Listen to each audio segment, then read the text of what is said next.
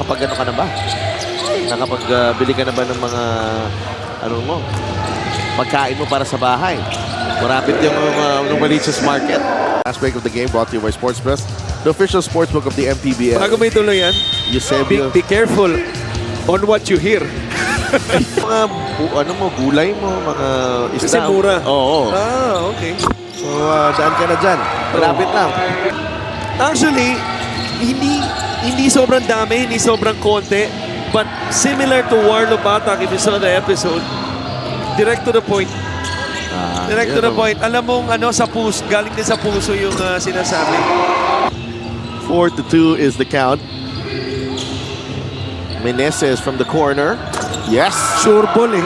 Yan yung unang sinabi ko talaga.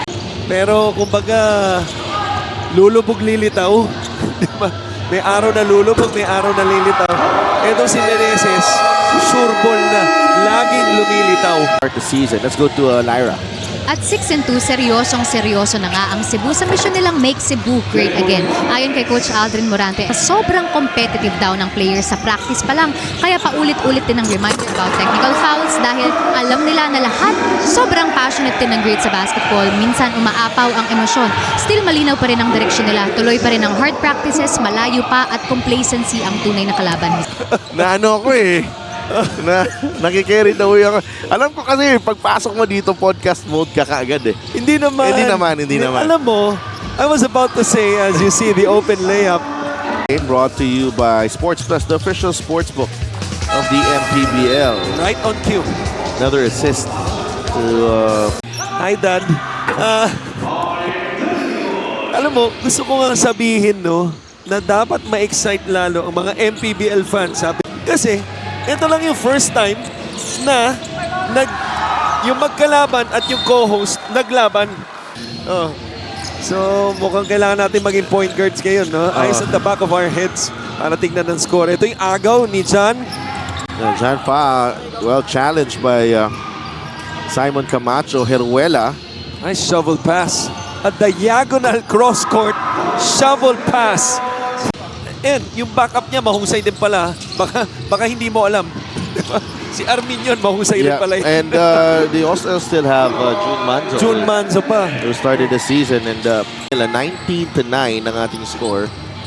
Wow, they're on track to a 38-point quarter here, Manila. But Doligon, nakaagaw pa dito si Eusebio, leaves it to Doligon. And Mark Doligon with 5 straight points. A little mishandled by Kuya Dondon. Who I believe, unless tututol si Kuya Marlon Basco, is the first grandfather. Active.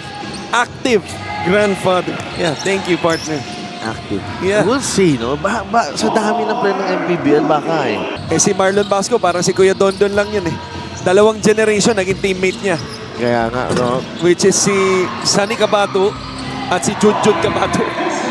As you see, Meneses inside. Naman, ang bilis ng laro natin. Naging teammate niya, si Lakay. Diba? Don Hontiveros. Ngayon, makakalaban niya yung anak. Oo nga.